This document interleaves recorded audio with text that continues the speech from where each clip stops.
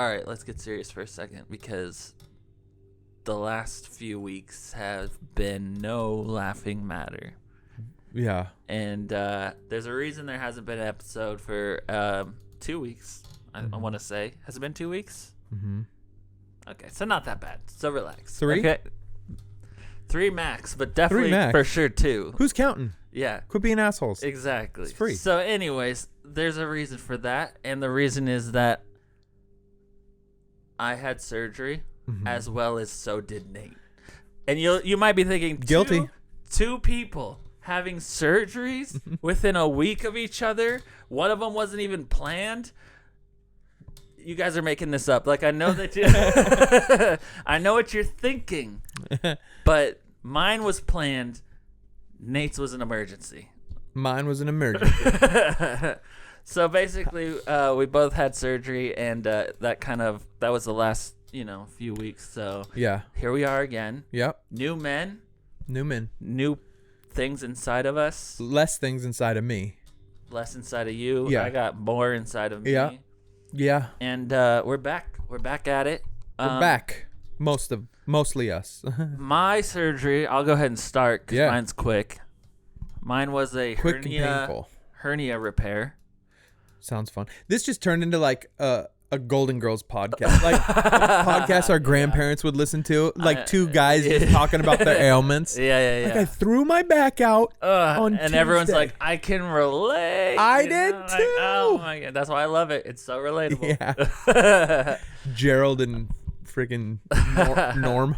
No, but I had an umbilical hernia, which when you Google it says it's the most common amongst pregnant women and babies. Yeah, because they're connected. And somehow I got it. I know how I got it. I got it from coughing during COVID. I was laying down coughing. I stood up and I felt like a little bubble come out my stomach. And I was like, that's a hernia. And people tried to tell me it wasn't. Did they? Like, it is. And then I went to the doctor. The doctor, my primary care doctor, also tried to tell me it wasn't. Really? And I was like, but it feels like it. Feels like a hernia. And he's like, well, go get an ultrasound and then we'll know. And so I went got an ultrasound, and it was a hernia. It was an umbilical hernia, which is exactly what I had Googled. So I was right. And I'm never going back to that doctor ever again. No. But, and then, they patched it up. It was a quick surgery, like an hour maybe. And then. Wow. 4 to 6 weeks. Don't lift anything crazy. And, yeah. Were you scared to go under? Yes. I wasn't up until like the day before. Then I started to hyper focus on it. Yeah. And then people just die with just anesthesia. Exactly, like on accident. Yeah, during a tooth pull. Yeah. And so like I got nervous. It's gonna be me. Yep. In my head the whole time I'm like, this is how it ends. I'm like, nah, they're there. They're professional. Even if I did start to die, they would know how to save my life, And I'm in the hospital already. They got all the stuff. Yeah, they got all the stuff. Yeah. So, like, if I have a chance of surviving, it would be there. Right then and there. And so that's how I tried to comfort myself, Yeah. But, are you an organ donor? No. Good. Yeah, they're going to try harder to save you. Oh, really? Because they can't keep anything. Yeah. They're not going to make any money. They're like, we got some 33-year-old organs. Yeah, here. we got a pretty heart. fresh. Yeah. Not so much the lungs, but the heart. But when the anesthesiologist came in beforehand, she's like, any questions for me? She? Yeah, she. No, okay. Interesting thing. Okay. First of all, in that scenario, I said, my main fears are waking up too early or not waking up at all. And she was like, I know, giving up control. It's a, tried to like make me feel better, right? Yeah. Okay. When I get wheeled into the operating room, I met my surgeon. He's a male, like probably mid-50s, silver fox type of dude. Right. Too tan. He's like too tan. Yeah. Good. Yeah. Like he spends his money, He's super tan, probably drives a Which nice is what car. you want in a surgeon. Yeah. Who makes He's money. doing it for the money, Yes. So, but when they pushed me into the operating room, 6 women. There's not a man in sight. All the nurses helping, all the other people, anesthesiologists. I was in a room naked in my little robe with 6 women, and I'm just like, fuck. No, but I did take note of it. You know what I mean? I was like, this is interesting. It's a little too like. Is this it makes like me feel like I'm in a kitchen, not in an operating room. What's the one where you're an equal opportunity surgery? Yeah, is this an equal opportunity surgery? I'm just saying. I wasn't concerned, but I also noted it. As long as there's a man in the room to supervise. There's not even a man in here. Yeah. And they're all talking to each other like girl talk. You know what I mean? Like all the nurses are like chatting with each other, laughing and stuff. And I'm like, I feel out of place in this room a little bit, you know? And then they had to like help me get over to the bed, and I'm just like basically making sure my penis doesn't fall out, you know, in the transfer. Yeah. And then as soon as I moved to the operating table, the whole time, like, this is where like I have anxiety sometimes, is around going to the bathroom. Like, I'm like, I think I have to pee. As soon as I get onto the operating table, it's all cold. I'm like, this might be a bad time, but I feel like I might have to pee. And they're like, oh, are you anxious? And I was like, yeah, that's probably it. And then they're like, started giving me the drugs, and they're like, how do you feel now? And I'm like, I just pissed. I'm I just pissed. I don't even care. Exactly. No, I was like, you guys are gonna have to clean it up and start over. It was crazy. That sensation just like went away. Yeah. Like I was still awake and like conscious, but I felt good. Like I'm not nervous at all being in this room. I don't have to kill me right now. I don't have to pee, you know. And then I woke up, and that was you know. But did you try and wake up? Like, I know for me, like, I was trying to come out of it. No, I just, like, came to all of a sudden. Oh, shit. Yeah. That's alarming. Like, yeah. That's like post-apocalyptic. Like, like, that's crazy. I woke up gradually. I remember, like, trying to wake up, and it was, like, hard for me to wake up. I mean, you were probably under for longer. Oh, for sure. Yeah. So how long did you stay in the hospital? The whole thing took, like, 4 hours, maybe. Oh, and then you were home that day? Yeah. Oh. Yeah. You didn't even stay in the hospital? No. Wheeled up, snip. It's like a 45-minute procedure. Oh, yeah. I was under for a lot longer. Yeah. When you got home, did you just pass out? Yeah. The next day, how'd you feel? A little sore, but I also had painkillers, so who gives a shit? I was fine. Yeah. Stitches or staples? Glue. Oh. Skin glue. It was weird. That's kind of cool, though. It was kind of cool. You could see the whole cut, you know, like with the clear glue over it, and then it just stayed on until it was healed pretty much, and it fell off by itself with the scab. Brilliant. So it was like, okay, this is cool, but it looked weird. Yeah. I wonder what kind of glue that is. Is that a special skin glue? It's gotta be because just like, crazy glue. It was like starting to separate in one part, and I took super glue and I tried to do it. Didn't work. Made it worse. Are you serious? Yeah. That's the funniest. I was like, well, I wanted to heal shut, you know, because it kind of like spread open in one little two belly buttons. Yeah, tiny little spot, and I was like, if I push it shut and throw a little super glue on it, it'll heal shut. So funny. The super glue basically ripped it open even further, and fuck, ow, dude. Yeah, don't recommend it. Yeah. All right, so let the people know, because Nate went through it. I went through it. So a lot of people know who Brock Lesnar is, and someone I like to compare myself to often, for a lot of reasons, you know, physical superiority, intelligence, some of the things you think back tattoos, lower back tattoos. But we both have diverticulitis, which is like... Did you Google celebrities with diverticulitis? No. How you know? No, I remember there was like some interview with Brock Lesnar because he almost died before some UFC bout. Okay. And during his like training, it was because of diverticulitis. Okay.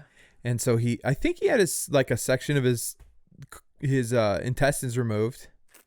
And all resection. Right, explain what it is. So I was feeling sick, like, what was it, like 3 weeks ago, 2 weeks, something like that. Yeah. Starting to feel sick, to my stomach, thought it was COVID. I'm laying in bed for like 2 or 3 days, and it's not like getting any better. It's getting worse, but like the symptoms were matching up with COVID. You know, I was just sick in my stomach. Yeah. And then it started to like shooting pain. Mm-hmm. And I remember laying there, and I've been in more pain before in my life. Right. But I remember laying there going, and like just something was going, you have to go to the hospital. Right. It's like a different pain. Yeah, it was a different pain, and there was like I just remember thinking that for like an hour, and I couldn't stop thinking that you have to go to the hospital. So I have my wife drive me to the ER, and I'm like, I think my appendix is inflamed or whatever. Go check in. They give me a CAT scan, and which was fucking weird. Have you ever ever had one of those? Yeah. They inject this shit into your IV, and it makes your whole body feel like you're on fire for like 5 seconds. It also gives you the sensation that you're pissing yourself. And they warned me about that, and it was true. Yeah. Like I felt all of it, and it got super hot. I pissed myself for a second, or it felt like I did, like just pissed everywhere. And I'm just trying to focus on. There's a machine that says hold your breath, 3, 2, and you're like, but also you're also on fire. And then it just, as fast as it comes on, it leaves. Yeah. So like 5 second, really weird experience. And then they got the images back, and they're like, well, it's not your appendix, and it's actually way worse. So not what you want to hear. Not what I wanted to hear. I was like, well, what is it? They're like, well, it looks like you have a massive infection in your large intestine, and it has perforated, which means it became so inflamed that it poked a hole and then drained out into my pelvic cavity. Acid and stuff that's inside of your the large infection. intestine. Yeah, the infection just leaked out, and then it created a bunch of abscesses, which are just pockets of infection. Okay. All throughout your cavity. And so they check me in. They like immediately put me on antibiotics, and they want to see how I'm gonna do with antibiotics for like 5 days. Uh-huh. So they rotate me through these antibiotics, and they do another CT scan at the end of it, and the infection grew. So they're like, all right, we got to cut this fucking idiot open. They were trying to avoid surgery? Yeah, they were trying to avoid surgery, but the infection grew with antibiotics. Goes to show you don't trust the vaccine. Don't you fucking trust them. Yeah. And they thought it was going to help them. Yeah. No. Injured. Mm-hmm. Yeah, so it grew. Then they did the surgery on me, which in the surgery they took a portion of my large intestine called the sigmoid. It's like the lower left-hand side of your intestine. It's my favorite part. It was my favorite part too. Yeah. If I was gonna have anything rubbed or whatever, yeah, I would be like, hey, focus on the sigmoid. Get my sigmoid, please. Yeah. For real. Deeper. And so they took my sigmoid and basically reattached the other section to my just above my butthole. Isn't that how they make a trans vagina? Well, this is a long way around to I have a trans vagina. They took I have a trans vagina piece now. of my colon. Yeah. And they fillet it. Hey, it's pretty cool how they do it. Anyways, once it's fully healed, I'll show you the picture. Yeah. Right now it looks very bad. Yeah. So they and then like cleaned up the infection or whatever, and then and here I am. You made it through. I made it through. It was pretty fun. How long total were you in the hospital for? I think my wife said 16 days or something like that. Jeez. So like too fucking the long. Whole time we haven't put out an episode. Yeah, you've been in the hospital. Too fucking long. Yeah, because I remember texting you, and I was like, "Hey, I think I have COVID." Yeah. And then I text back. I was like, "Okay, we'll skip this week." Yeah. And then I was like, maybe it's not COVID actually, and you're like, no, it's fucking COVID. Yeah. And then we didn't do it. I'm like, those tests, they don't work. I was like, it no, probably is. oh, If you think it's COVID, it probably is. Those tests don't work. That's right, because I tested negative. I took 2 tests and it was negative, and you're like, nope, fuck that, it's COVID. We're not doing it. And I was like, all right. and then sure enough, it wasn't COVID, but it was almost really bad. Worse than COVID. Worse for the show for if sure. If there is such a thing as something worse than COVID, Monkeypox. they haven't shut the country down for it yet. Yet. So just wait. We'll get there. Yeah, we'll get there. So anyway, yeah, and then they had this drain that went in to my stomach, and it sat like as this huge tube. Oh, to like get the fluids that were being produced. Yep. Drained out. Yep. So they push it all the way down, and it sat inside my pelvis. You can feel it. Well, hold on. I have a video of this. I don't want to see. And they took this like a container, and they squeeze all the air out of it, put the cap on, so it's like actively sucking the fluid out. Okay. When they removed it, so they took the bandage off because I didn't see. Oh, is that the tube video you sent me? Yeah. That was disgusting. Yeah, I know. That was disgusting. I know. So they put it in, and it sits in my pelvis, right? Like right above my butthole in my pelvis.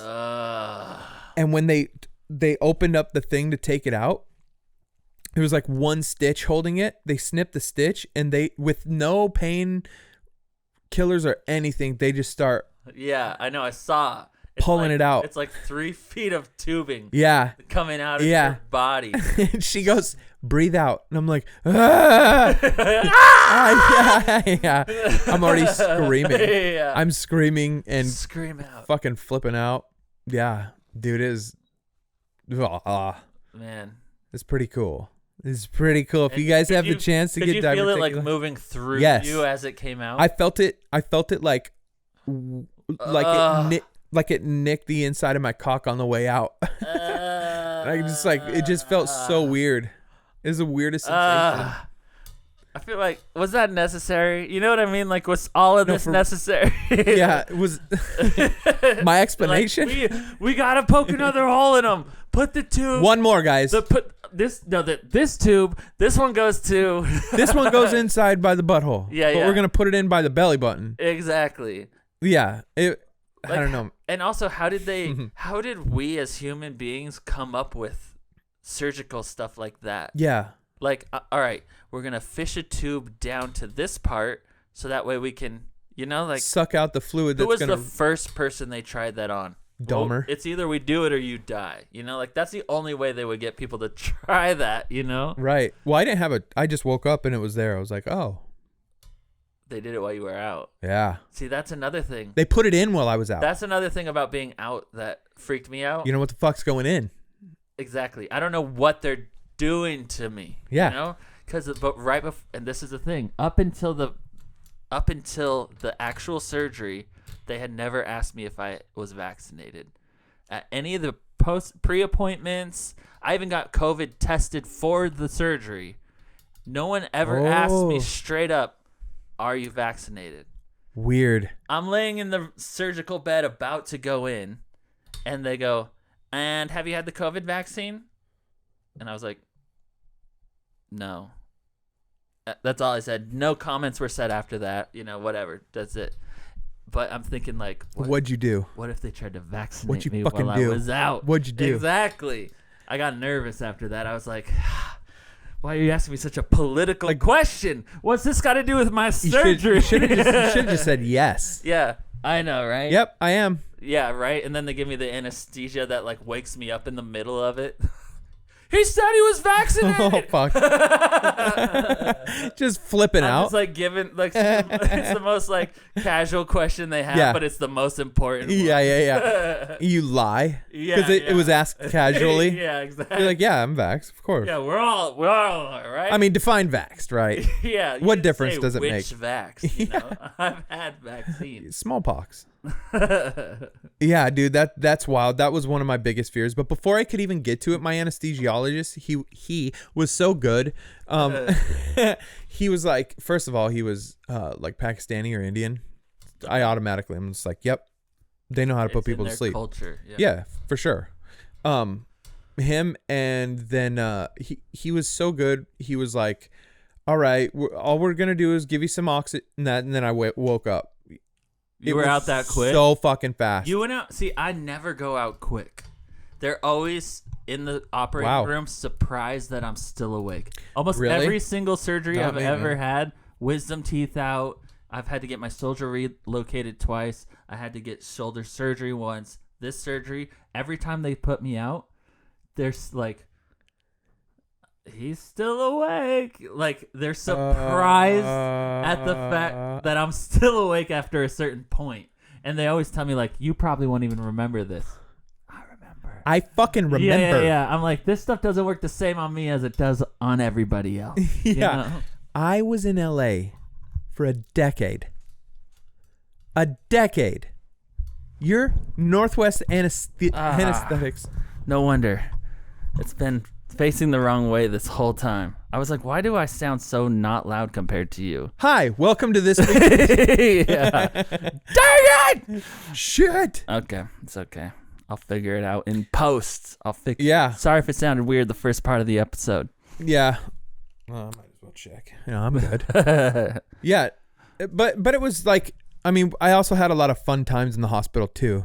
You know, like living there. It's like a little spa. A little bit. Well, with like painkillers. Not second floor. Second floor is like being in like a mental hospital. That's where I was. Yeah. They like have a sliding glass door and then a curtain that no one ever closes, so you can see all the other patients wandering the fucking hall. And the curtain hangs higher than it's like 2 feet off the ground, so you can see everyone's ankles anyway. Yes. And it's crazy. Yeah. It's crazy because you can look and you see just socks. Yeah. Or you see someone taking their pants off, getting the gown on, you know? It's crazy because, like, what other place? You wouldn't be at a hotel and, like, look under the door and maybe like a spa. Socks? Yeah, but that's in a third world country. Like if you were in Mexico or Thailand and you went to a spa.